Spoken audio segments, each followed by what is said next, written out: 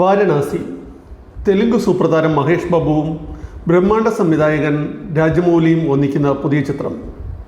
അതിൻ്റെ ട്രെയിലർ റിലീസായി. രാമോജിറാവു ഫിലിം സിറ്റിയിൽ നടന്ന ചടങ്ങിൽ 50,000-ഓളം കാണികളെ സാക്ഷി നിർത്തിയാണ് അവർ ട്രെയിലർ തന്നെ ലോഞ്ച് ചെയ്തത്. ദൃശ്യവിസ്മയം എന്ന് തന്നെയാണ് ട്രെയിലർ കണ്ട എല്ലാവർക്കും പറയാനുള്ളത്. CE 512 വാരണാസി കാണിച്ചുകൊണ്ടാണ് ട്രെയിലർ തുടങ്ങുന്നത് തന്നെ.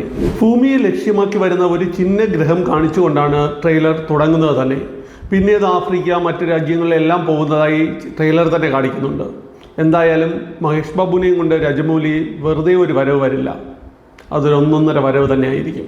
ട്രെയിലറിന് ഒടുവിലാണ് നായകനെ കാണിക്കുന്നത്. കയ്യിൽ ത്രിശൂലവുമേന്തി വരുന്ന നായകനെ കാണുമ്പോൾ തന്നെ നമുക്ക് പരമശിവനെ ഓർമ്മ വരും. പിന്നെ എടുത്തു പറയേണ്ടത് MS കീരവാണിയുടെ ബാക്ക്ഗ്രൗണ്ട് സ്കോറിംഗ് ആണ്. ആ ട്രെയിലറിനെ ഏറ്റവും ജനങ്ങളിലേക്ക് എത്തിക്കുന്ന ഒരു പ്രധാന ഘടകമായി ബാക്ക്ഗ്രൗണ്ട് മ്യൂസിക് മാറുന്നു.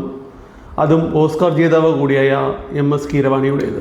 ചിത്രത്തിലെ പ്രതിനായികയായ കുംഭയെ അവതരിപ്പിക്കുന്നത് നമ്മുടെ പൃഥ്വിരാജാണ്. മലയാളികൾക്ക് അഭിമാനിക്കാവുന്ന ഒരു വില്ലൻ കഥാപാത്രം തന്നെയായിരിക്കും പൃഥ്വിരാജ് കുംഭ എന്ന കഥാപാത്രത്തിലൂടെ അവതരിപ്പിക്കുന്നത്.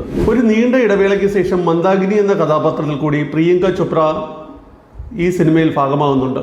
മഹേഷ് ബാബുവും പൃഥ്വിരാജും പ്രിയങ്കയും ചേരുന്നത് ബ്രഹ്മാണ്ഡ സംവിധായകൻ രാജമൗലിയോടൊപ്പമാണ്. അപ്പോൾ എന്തായാലും നമുക്കൊരു ദൃശ്യവിസ്മയം ഉറപ്പ്.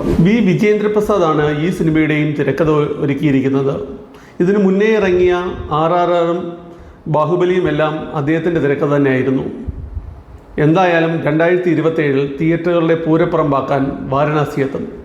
നമുക്ക് കാത്തിരിക്കാം.